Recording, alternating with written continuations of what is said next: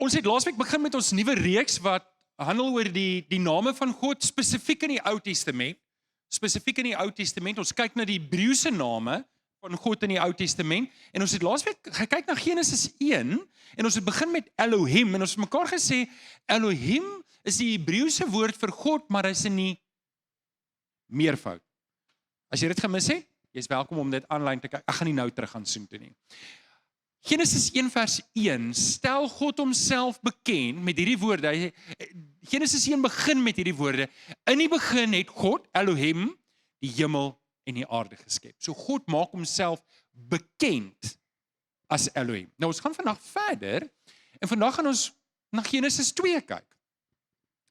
Vanaf vers 4 en ek wil vir julle wys hoe God homself verder openbaar. Ons kom vandag by Jahwe. Jahwe is wat ons Bybel vertaal met Here. En ek wil vandag 'n bietjie kyk na wat die betekenis daarvan is. Nou, miskien moet ek uit die staanspoor uit sê wat ons moet verstaan van die woord Jahwe. En ek gaan volgende week 'n bietjie meer hieroor praat is, ons weet nie eintlik hoe om Jahwe uit te spreek nie, want die vokale is uitgelaat, want hulle het geglo God se naam is so heilig dat geen mens mag eers sy naam op sy lippe hê nie. Eksodus 20 vers 3 wat sê die een wat die Here julle God se naam uitelik gebruik, sal nie ongestraf bly nie. Maar Jahwe is God se eie naam. Waar Elohim 'n generiese term is, julle mag naas my geen ander gode hê nie. Toe het God Elohim gesê, julle mag naas my geen ander gode Elohim hê nie. Nou ons laasweek daar gepraat, is Jahwe God se eie naam. Geen ander God het die naam Jahwe nie. Net ons God. Nou net so vir interessantheid, Elohim word totaal, wanneer dit verwys na God en verwys na ander gode, altesaam 2603 keer gebruik in die Ou Testament. Is julle reg hiervoor? Jahwe word altesaam 6828 keer gebruik. Nou net om dit in konteks te sê, as ons vir daai 2603 kere, al die kere wanneer daar Elohim gebruik word vir die afgode, dit uithaal, ek het nie dit gedoen nie, en jy hou in gedagte dat Jahwe net vir die Here ons God gebruik word, dan is dit beduidenswaardig. Stem julle saam? Daarom gaan ons vir die volgende 2 weke hier op tyd spandeer. Ons gaan praat oor Jahwe wat God se eie naam is en dit beteken basies, as jy die naam opbreek, beteken dit basies, hy is die een wat is, die een wat bestaan en dit beklemtoon dat hy van ewigheid tot ewigheid is. Nou, daar's nog 'n naam wat daarna verwys, ons kom daarby in die reeks, maar net dat julle weet dat Jahwe verwys daarna, maar wat Jahwe anders maak as die ander name, is dis altyd binne in die konteks van 'n persoonlike verhouding met sy mense. En wanneer ek ook al vandag die naam Jahwe gebruik, dan moet jy dit net in jou agterkop hou, dat hierdie God maak homself bekend as 'n verhoudingsgod. En hy wil 'n verhouding met jou hê. Sê net vir jou langs aan, die Here wil 'n verhouding met jou hê.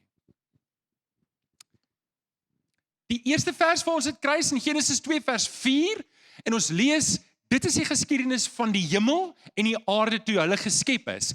Die dag toe die Here God die aarde en die hemel gemaak het. Nou, julle sal hoor in Genesis 2 word daar die hele tyd gesê, Jahwe Elohim, die Here God. En ons gaan 'n bietjie daaroor vas staan, en as jy, die van julle wat 'n 53, wie van julle het 'n 53 vertaling hier vanoggend? Steek gou op die hande. 53 vertalings? Dis die ou vertaling? Niemand nie? Niemand nie? Ek weet, want in ons kerk gebruik ons daar's 2. In ons kerk gebruik ons as 'n standaard die 83 vertaling, maar vir hierdie reeks hanteer ons, gebruik ons net die 2020 vertaling of ons hoofvertaling. As jy, wie van julle het 2020 vertaling vanoggend hier? Steek op die hande. 2020? Enigiemand? Wie van julle het vanoggend 'n Bybel hier? Steek net gou op die hande. Ek wil net, okay, so hier is Bybels hier vanoggend, ek wil net seker maak. Okay, so die 2020 vertaling sê die hoofletter weergawe het, dan gaan jy sien dat Here in hoofletters geskryf word in Genesis 2. En die rede daarvoor is, elke keer, jy sal sien dit is hoofletter en dan hoofletters ERE, maar dit is kleiner. Ek weet nie hoe kry dit reg nie, want as ek dit copy and paste dan maak hoor dit ewe groot. Ek moet elke keer so vir vanoggend moet jy net oplet, dis hoofletters dwarsteer. En die rede daarvoor is elke keer as jy dit so sien in jou 2020 en jou 53 vertaling, jou 83 vertaling het ongelukkig nie daai onderskeid nie. Jy kan dit nie daar sien nie. Maar in die 2020 vir die 53 vertaling het sien, dan moet jy vir jouself sê, nou praat dit van Jahwe in die oorspronklike taal. Want hy word ook anders gespel met kleinletters en dan verwys dit na Adonai. En die betekenis van die twee name is verskillend. Waar Jahwe verwys na God se eie naam, is Adonai soos wat ons net die woord Here gebruik. En Here is 'n generiese term om te sê eienaar of heer of baas, en in ons geval sal dit wees die Here ons God is ons eienaar. En net vir interessantheid, volgende week gaan ons aangaan hierop, omdat God se naam so heilig was, het die Jode, wanneer hulle die woord Jahwe sien, het hulle outomaties gesê Adonai.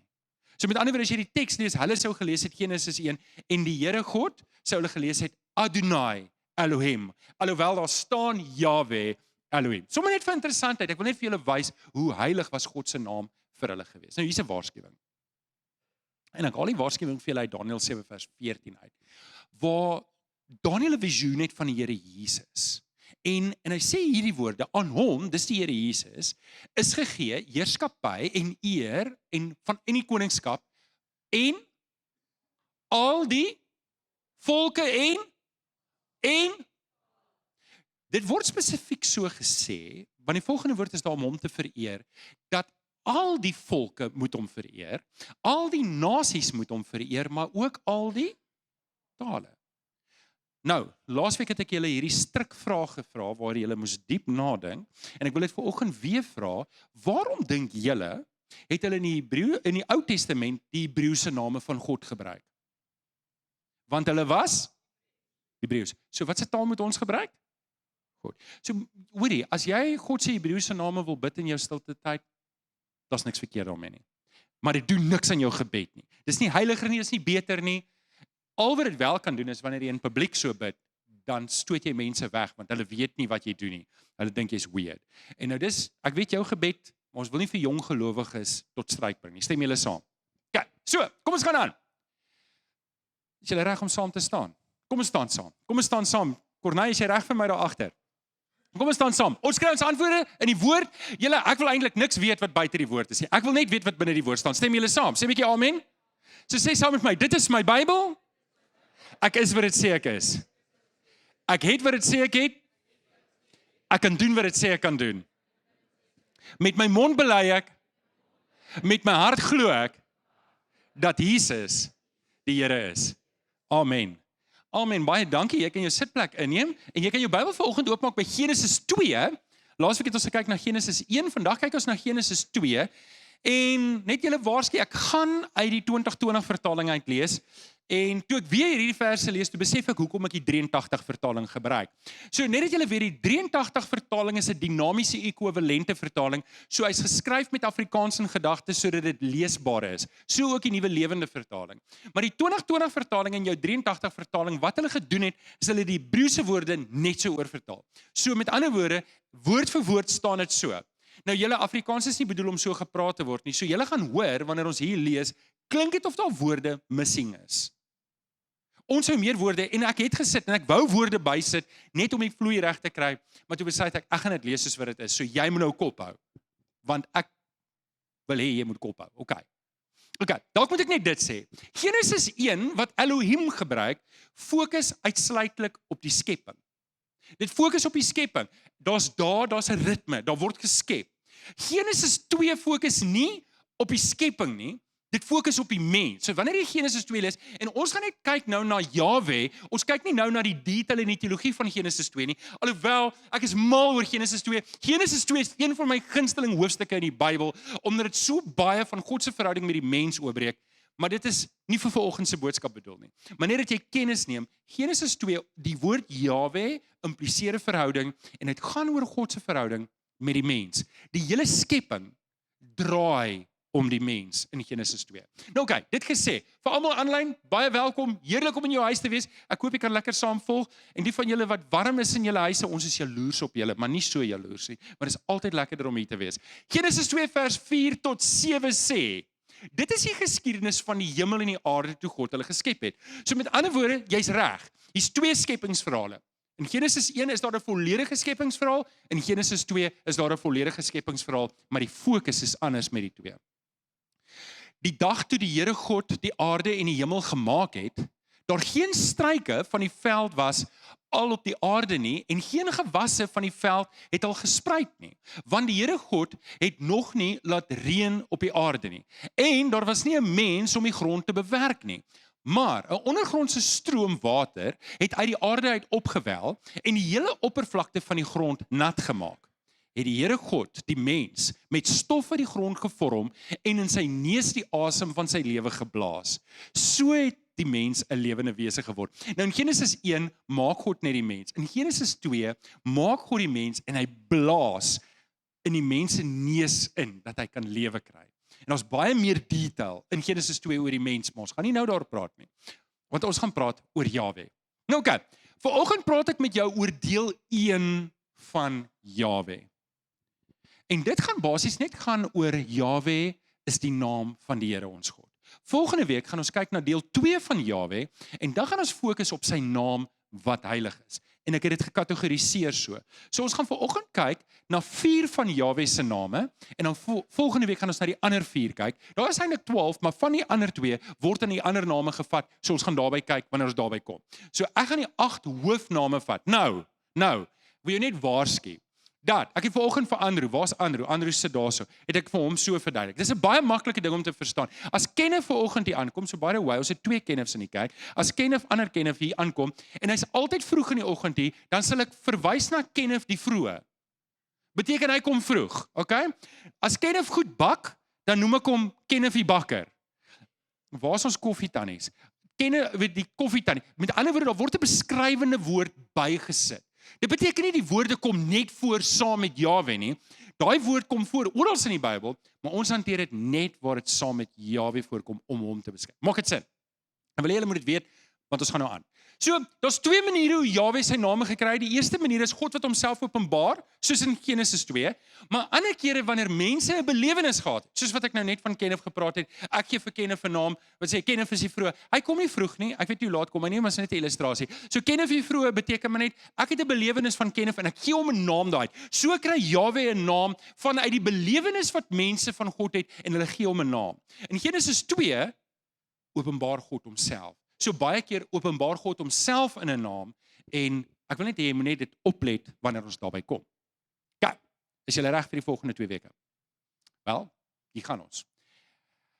Elke naam het 'n storie. Elke naam het 'n konteks.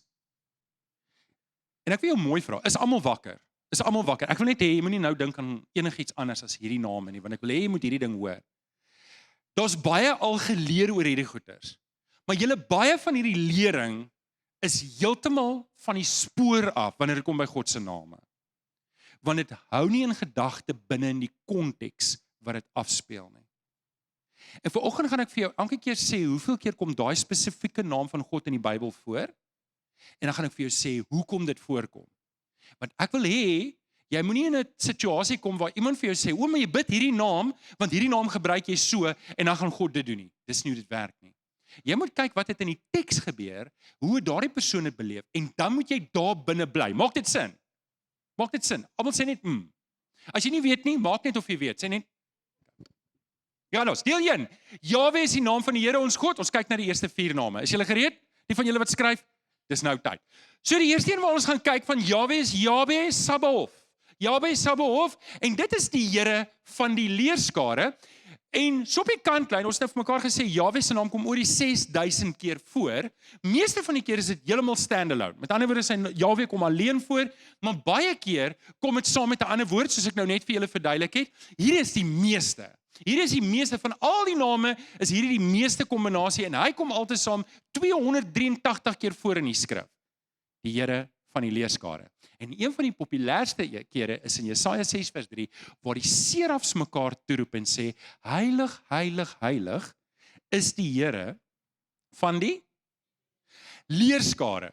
Ek wil gou sien, wie van julle het nie 'n idee wat 'n leerskare is nie, want ek wil julle graag vertel. Wie van julle sê, ek het nie 'n idee, wat is ek? Kom steek op julle hande, ek kan nie die enigste een wees wat nie geweet het nie. Weet jy nie, wonderlik, Dolf, ek is so bly. Ek is so bly. Ek het as kind toe ek het nie geweet die Hebreëus is Sabaoth nie, maar ek het geweet die Here is die Here van die leerskare, en ek weet vanoggend 'n leerbaadjie aan. Ek wil net gou sien, wie vanoggend 'n leerbaadjie aan?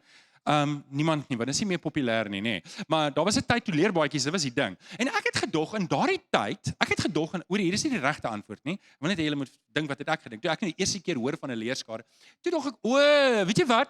In die Bybelse tyd het hulle diere doodgemaak en skape, want hulle het mos met skape geboer, dan het hulle skaapvelbaadjies gemaak of klere gehad en hulle het almal leer gehad en almal het leer aangehad want daar was 'n skare mense met leer aan en die Here was die Here van hierdie leerskare. Wie van julle weet wel wat 'n leerskare is? Steek gou op die hande. Okay, daar's 'n paar van julle wat weet. So, toe het ek later ontdek, 'n leer is 'n weermag. Okay, dit het my lank gevat om dit te klik, maar ek het daarom dit geweet in die tyd wat ek teologie geswat het, net dat julle daarom dit weet. So, 'n leerskare is 'n weermag. Nou, jou nuwe vertaling gebruik nie weermag of leerskare nie, dit gebruik die woord almagtige. En eintlik El Shaddai is klaar daai woord, so hulle vertaal dit tegnies verkeerd, maar ons gaan nie daaroor stry nie, want dit impliseer dieselfde. Hierdie vers sê, die Here is die God, nie net oor sy eie weermag nie, hy is die Here die God oor elke liewe militêre mag. En wat dit beteken is, daar is nie 'n militêre mag wat teen hom kan in opstand kom. Nie Rusland nie, nie Iran nie, en nie Amerika nie, en veral nie Suid-Afrika nie. Hulle moet die knie buig vir die Here van die leerskare. En dit is wat dit beteken. So, waarom is dit belangrik? Waarom is dit belangrik om te weet? Hoekom 283 keer, die meeste van al die name, word daar gesê, dat hy is die Here, hy is Jahwe, Sabaoth, hy is die Here van die leerskare. Want ek en jy moet iets verstaan van ons God, hy is jou beskutting. Dis wat dit beteken. Na 283 keer, as jy elkeen gaan lees, dan kom daar 'n tema op wat sê, die Here is die een wat jou beskerm. Die Here is die een wat vir jou veiligheid bied. Die Here is die een wat vir jou oorwinning gee. En hierdie oorwinning is nie oor sonde nie. Dit gaan ons volgende week oor praat. Hierdie oorwinning is oor die beskerming teen vyande. Nou, vir ons kan dit dalk 'n bietjie dieper betekenis hê as vir die Jode in die tyd. Maar hoor wat sê Psalm 118 vers 6. Die Here is vir my. Sê gou saam met my, die Here is vir my. 1 2 3. Die Here is. Glo jy dit? Ek gaan jou nou sê hoekom dit waar is. Die Here is vir my, en dan sê dit, wat sal ek nie wees nie? Ek sal nie bang wees nie. Ek hoef nie bang te wees nie. Jy hoef nooit bang te wees vir enige iemand nie. Weet jy hoekom? Want Jahwe, jou God, is die Here van die leerskare. Hy is die een wat die grootste weermag het wat bestaan. En wat sê Psalm 118? Hy's vir my. Hy's vir jou. Wat kan 'n mens aan my doen?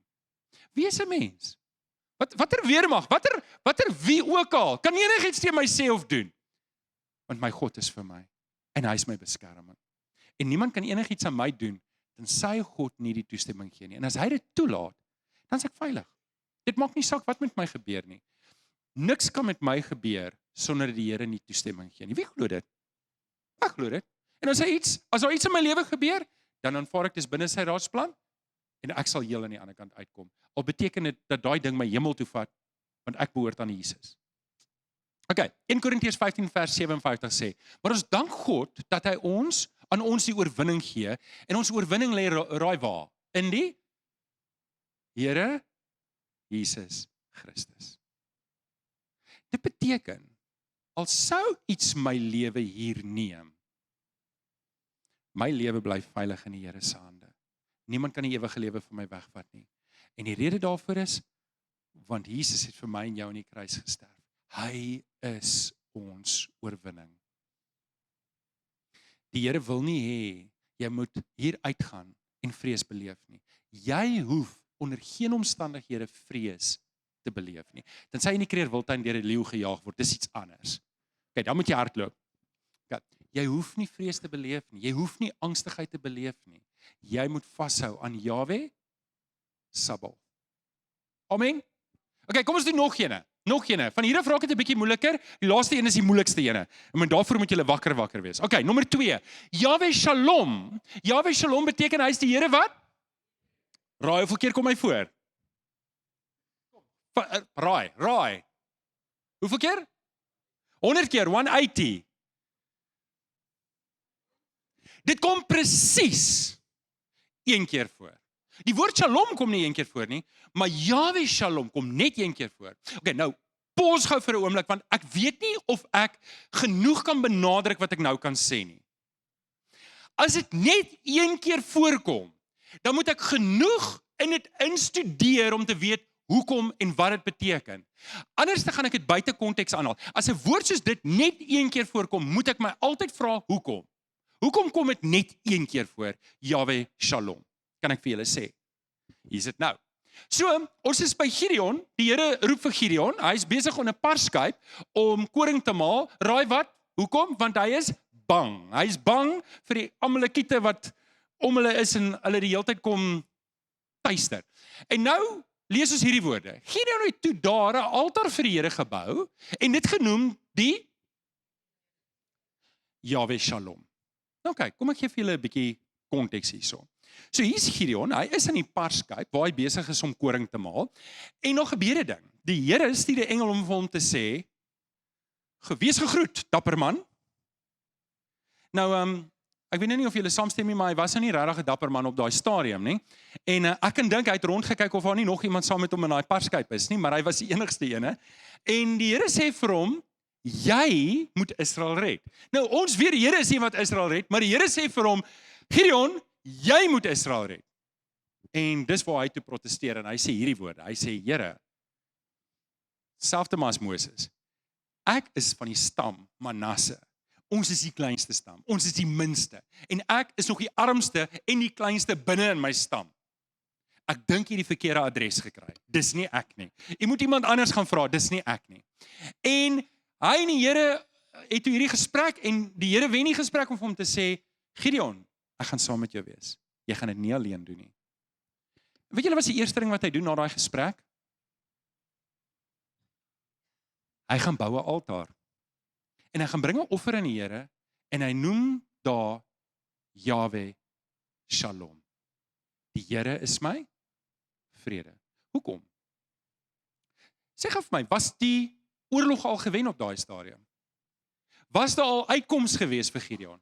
Nee! Al wat hy gehad het is 'n engel wat vir hom gesê het en hy het dit gevat in geloof. En hier is die ding wat ons moet verstaan van ons God. Ek kan vrede in die Here hê, al is my goed nog nie uitgesorteer nie. Gideon bring hierdie offer aan die Here terwyl die uitkoms nog nie gekom het nie. Hoekom? Want hy sit sy geloof en sy vertroue nie in die uitkoms nie, maar in die Here. Ek dink baie keer hoop ons te veel vir 'n goeie uitkoms. En het ons hoop verander van die Here na ons uitkoms. Ek kan vashou in my geloof. Ek kan vrede beleef terwyl daar 'n storm om my woed. Ek kan dit doen. Maar ek moet 'n keuse maak. Ek moet 'n keuse maak om uit daai gat uit te klim en te sê: Here, ek gaan 'n altaar vandag bou en ek kies om U te glo bo my omstandighede. Maak dit sin? So, natuurlik vir ons het die Here Jesus, ons gesê, Yahweh Sabaoth, Jesus is my oorwinning, Yahweh Shalom, Jesus is ook my vrede. Die Here bring vir my vrede. En ons lees dit in Filippense 4:7 wat sê, die vrede van God wat alle verstand te bowe gaan, sal oor julle gedagtes en julle harte die wag hou in Christus Jesus. So my en jou vrede lê daarin dat ek en jy die Here Jesus aangeneem het. So wat beteken dit? Hoorie, ek weet nie wat die storm is waardeur jy nou gaan in jou lewe nie. Maar as jy net gaan vrede hê wanneer die storm oor is, dan gaan jy min vrede hê in jou lewe. Ek en jy kan vrede hê. Ek en jy kan die Here se teenwoordigheid beleef terwyl daar chaos om ons is. Hoorie, dis nodig dat jy deur 'n storm moet gaan, dat ander mense moet sien dat Jesus werklik in jou is. Ek dink ons moenie hierdie lakse Christene wees wat net hoop vir goeie weer nie. Ons gaan die ewigheid saam met die Here spandeer, waar alles goed gaan wees. As my storm kan maak dat iemand anders by Jesus kan uitkom, dan moet ek die storm, wat sê Engels, embrace. En ek moet daai geleentheid wys dat Jesus werklik is. Stem julle saam met my? So ek weet nie wat jou storm is en wanneer jy deur jou storm gaan nie, maar jy kan in die Here Jesus staan. Waarom? Want Jesus is hy is my vrede. Omdat Jesus gesterf het aan die kruis. Hy het deur alles gegaan, meer as waardeur ek ooit sal gaan, ek kan my oë op hom hou. Ek kan deur die storm vrede hê. Kan, bring ons by nommer 3. Ja, Yahweh, en omdat ek as jong mens, ons gaan volgende week praat oor die verskil tussen Jehovah en Yahweh. Jehovah en Yahweh. Want 'n paar van julle ken net Jehovah en 'n paar van julle ken net Yahweh. En volgende week, sien wat ek doen, as ek doen 'n advertensiebreek binne die middel van my preek dat julle volgende week moet terugkom, gaan ek dit verduidelik. Maar as ek Jehovah sê, vergewe my, want my brein raak 'n bietjie de mekaar, maar volgende week sal ek vir dis dieselfde naam. So Yahweh Jireh, hoop ek spreek dit nou reg uit, is die Here wat? Okay, so hy is die Here wat voorsien. Hoeveel keer dink julle kom dit in die Bybel voor? Iemand het gesê baie, ek het 'n baie. Ek wil nie laat dit klink soos 'n skaapveiling, maar raai, die van julle wat nie Woensdag aand vir myself was nie. Raai, Pieter, hoeveel keer? 165, wie het dit geraai? Dis baie spesifiek, 165 keer. Dis amper asof jy dit opgeswat het. Een keer. Dit kom net een keer. Wat het ek vir julle nou gesê? As dit net een keer voorkom, wat moet jy doen? Jy moet gaan kyk hoekom. Want daai konteks is die uitsluitlike bepalende faktor van wat dit gaan beteken. Ek het al mense gehoor wat gebid het vir 'n kar en dan sê hulle maar hy's Jehovah Jireh, hy gaan vir my voorsien. Sonder om in gedagte te hou wat hierdie vers sê. So hoorie, gaan die Here vir ons voorsien natuurlik. Maar jy kan nie hierdie vers daarvoor gebruik nie. Hierdie vers het een betekenis en een betekenis alleenlik. As jy wil hê dat die Here vir jou gaan voorsien in kos en klere, gaan daar is ander verse. Moenie hierdie vers gebruik nie, want hierdie vers is absoluut heilig. Hy het net een betekenis en ek wil hê jy moet vandag vasmaak. Is jy reg daarvoor? Genesis 22 vers 14, die enigste plek waar Jehovah Jireh, die woord Jireh kom baie keer voor om want voorsiening, maar soos hy hier voorkom. Abraham het daardie plek genoem die Here voorsien, sodat daar vandag nog gesê word, in daai tyd toe dit geskryf is, onthou Moses het geskryf, op die berg van die Here sal voorsien word. Nou hierdie berg is Moria, en kom ek gee vir julle die konteks van wat besig is om hier af te speel, en hoekom hierdie 'n heilige vers is, en hoekom ek en jy dit nie sommer net ligtelik mag gebruik nie. Ons mag hierdie vers, of Jehovah Jireh, net binne in hierdie konteks gebruik, uitsluitlik. Hier's hoekom. So, Elohim, en daar is nou gesê, ons verskil tussen Elohim en Yahweh, en ek gebruik dit net in hierdie reeks, ek gaan nou die reeks nie gebruik nie, maar ek wil net hê jy moet hoor. So God het met Abraham kom praat, Elohim, en vir Abraham gesê, Abraham, offer jou enigste seun wat jy lief het. Jou enigste seun. Nou, vir die van julle wat 'n bietjie gelees het in Genesis weet, dat Abraham het 2 seuns gehad. Onthou julle dit? Daar was 'n ouer boetie van Isak. Wat was sy naam? Ishmael. So hoekom sê die Here vir hom hierdie woorde? Offer jou. Okay, hou vas aan daai enigste, want ons gaan terugkom na hom toe. Okay, so, wat doen Abraham? Abraham is gehoorsaam. Hy vat sy seun en hy gaan na die berg toe waar die Here vir hom sal wys, die berg Moria. So by the way, dis dieselfde berg waarop Salomo later die tempel gebou het, net so op die kantlyn. Hy gaan na Moria toe. Moria beteken, so by the way, God sal voorsien saam met Jahwe. Net dat julle dit weet. So, hier's Isak en Abraham los al die slawe agter en is net hy en Isak wat na die berg opgaan. Hulle reis na die berg op. En terwyl hulle opgaan, begin Isak nou die wiskunde doen. Jy weet, dis maar, wie van julle het al 'n kind gehad wat nou die hele tyd vra, is ons al daar? Ek kan nou dink, dis wat Isak begin doen. Ons is besig om te stap, as ek en pa en hy begin kyk, en hy dink. Hy sê, maar pa, hier's hout. En hier's vuur. Maar ons kort iets, waar is die offer? Nou, ek weet nie of jy jouself kan indink in Abraham se hart in, wat hy vir sy seun moes sê nie. En hy sê hierdie woord, hy sê, Abraham sê toe vir Isak, God sal sy eie lam voorsien. Hy sal sy eie lam voorsien. En ons lees in vers 14, Jehovah Jireh. Die Here sal voorsien. Wat voorsien hy? Hy voorsien die lam. Kan iemand die lyn sien hier? Kan julle die lyn sien waarvan gepraat word hier? Hier's 'n absolute parallel. Hier's 'n absolute parallel waar God vir Abraham sê, jou enigste seun. Ons weet, dis nie sy enigste seun nie. Dis die seun van belofte, maar dis nie die enigste seun nie. God is in Genesis besig om te sê wat hy in Matteus gaan doen. God is besig om in Genesis te sê, ek gaan my eie seun gee om vir die mense te sterf sodat hulle gered kan word. En hy laat dit afspeel hier op die berg van Moria. Verstaan julle nou hoekom ek sê, ons kan nie Jehovah Jireh sommer net gebruik om te sê, o die Here gaan vir my 'n kar voorsien, o die Here gaan vir my huis voorsien nie. Dis te petty, dis te klein. Dis net een konteks. Jehovah Jireh is 'n voorwysing na Jesus Christus, al in Genesis. En dis waarbinne ons dit moet gebruik. God voorsien sy eie lam, hy voorsien sy eie seun. Hy het vir Abraham gespaar om deur daai hartseer te gaan. Hy het homself nie gespaar nie, sodat ek en jy die ewige lewe kan hê. Okay, dit bring ons by my laaste punt. En die laaste punt is vir my moeilike punt. Ek moet vir julle sê, toe ek besig was om voor te berei, het ek gedink, ek wil hierdie punt nie so erg maak soos wat dit is nie, maar ek het nie 'n keuse nie, ek moet dit erg maak. Eintlik moet ek dit erger maak as wat dit is.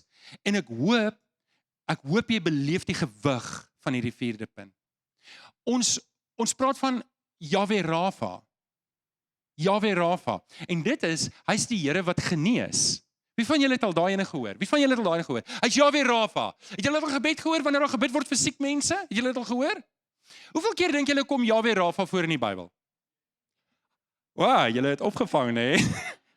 Dit kom net 1 keer voor in die hele Ou Testament. Nou ja, Rafa kom 'n paar keer voor, die van julle wat die strongs gedoen het, maar Yahweh Rafa kom net 1 keer voor. En wat moet ons dan doen? Ons moet gaan kyk, wat is die konteks waarin daai voorkom. Stem julle saam?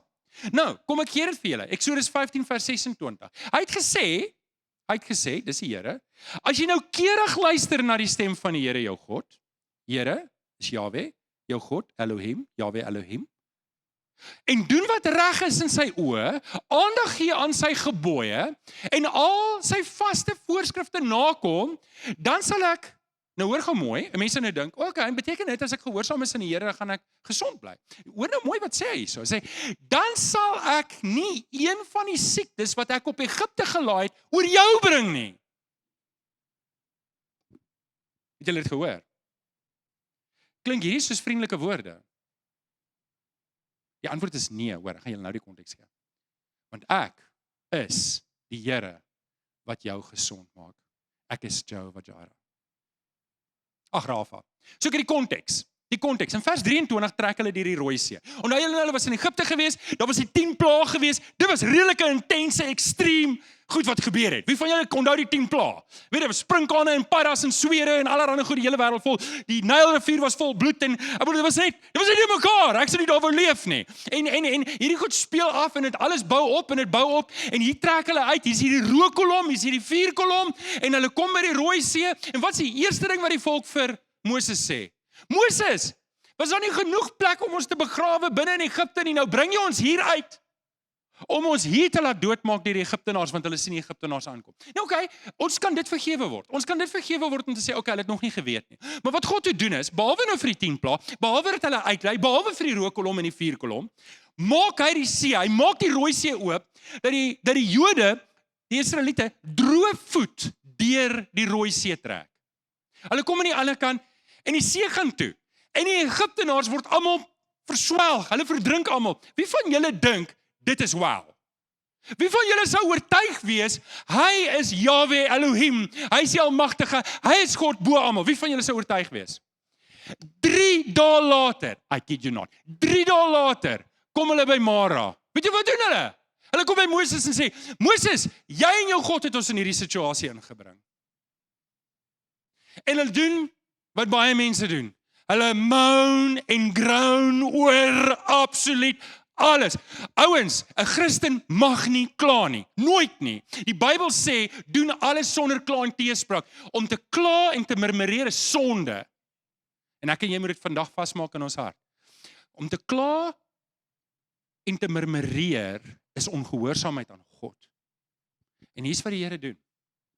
Hulle is 3 dae deur die see, 3 dae. Hulle is nou net deur die see, 3 dae terug. Wat se dag was 3 dae terug? Donderdag. Kan jy onthou wat jy donderdag geëet het? Ek ook nie. Dis donderdag, dis nou Sondag. En hulle kla. Nou okay, hier is die ding. Voordat ek die res van die ding klaar maak, ken of julle kan vorentoe kom. Hierdie is 'n totale gebrek, en dis wat ek en jy moet verstaan. Om te moan en te groan is eintlik 'n klap in God se gesig. Altyd, elke keer. Daar's geen rede hoekom ek mag moan en groan nie. 'n Kind van die Here moet 'n ander manier vind. Want om te moan en groan is om te sê God is nie in beheer nie. Om te moan en te groan, maak nie saak waar dit is nie. Is eintlik om te sê, weet jy, ek is ondankbaar vir wat nou oor my pad gekom het en ek dink ek verdien beter. Ek verdien beter want hoorie, daar's net een ding wat ek verdien en dis die dood en die hel. Wie kan amen sê daarop? Dis al wat ek verdien. Okay, nou gaan dit verder. So God maak hom bekend as Jehovah Rafa. Nou, daar's 'n rede hoekom hy dit doen. Want hy spreek die volk se ongeloof aan. Hy spreek hulle ondankbaarheid aan. En hy sê vir hulle, hierdie is die pad wat jy jouself posisioneer buite my beskerming. En hy sê vir hulle, nou ons sê dis God wat genees, nê? Maar dis beter vertaal word om te sê, dis die God wat jou gesond hou. En hierdie gaan nie oor enige siekte nie. Hoor jy, nou het jy griep, nou het jy gesondig. Hierdie is spesifieke goed waarvan die Here praat. Hy verwys terug na die 10 plaae. Hoor gou mooi wat sê die Here vir hulle en dan kan ons dit huis toe vat. Dan gaan ek dit opsom. Die Here sê vir die volk, kom ons sort hierdie ding nou uit. Kom ons sort hierdie ding nou uit. Ons is nou 3 dae deur die rooi see. Ek het vir julle gewys wie ek is. Ek het vir julle alles gewys. Ek het vir julle gewys ek gaan vir julle sorg. As julle so gaan aanhou moan en groan, gaan ek julle straf met dieselfde straf wat ek Egipte gestraf het. Die feit dat julle gesond is ek wat julle gesond hou. As ek my hand van julle afhaal, dan het julle dieselfde voorland as Egipte. Dis oordeel. Jehovah Rapha is oordeel. Dis nie, ek bid, as iemand ooit vir jou bid, Jehovah Rapha, as jy siek is, dan sê vir hom asseblief moenie dit doen nie. Okay, want jy bid nou die verkeerde vers. Hierdie gaan oor die oordeel van God. Nou dink ons heeltemal, ek is mos in die Nuwe Testament. Ek is in die Nuwe Testament, is dit nog van toepassing? Dit is absoluut. God laat nie met hom mors nie. Hoor wat sê Galasiërs 6:7. Dit sê, moenie julleself mislei nie. God laat nie met hom, hy laat nie met hom spot nie. Dis Paulus wat dit sê, is Nuwe Testament. Kom ek gee vir julle nog ene. Ek dink ek en jy kan baie maklik genade met swakheid verstaan. En dis nie so nie. Hoor wat sê Hebreërs 10:31. Dis verskriklik om te val in die hande van 'n lewendige God. Kom ek gee vir julle nog eenetjie. En hierdie is een van my gunsteling verse, maar ek haal altyd net die eerste deel aan. Maar ek gaan nou vir julle die tweede deel aanhaal. Dit sê in Romeine 2:4-6, God is ryk in goedheid. Wie kan amen sê daarop? Hy's ryk in verdraagsaamheid, hy's ryk in geduld. Sê dit vir jou niks, jy besef nie dat die Here jou deur sy wat wil tot bekering lei nie. Deur sy? So wat die Here doen is, die Here wys vir sy volk sy goedheid. Hy wys vir hulle, ek wil julle red. Maar hulle bly kla, hulle bly murmureer en die Here sê tot hier toe en nie verder nie. Ek het jou nou genoeg kans gegee. Hierdie is jou laaste kans. Dit stop hier. As jy my gaan volg, ek gaan vir jou sorg, maar jy gaan dit doen op my terme. Want ek is jou God. Hoor wat sê die res van hierdie vers? Dit sê, maar deur jou verharding en jou onbekeerlike hart is jy besig om jouself straf op te gaar vir die oordeelsdag wanneer God se regverdige oordeel gaan uitspreek. Ouens, hy praat met gelowiges. Paulus praat vanoggend met my en jou.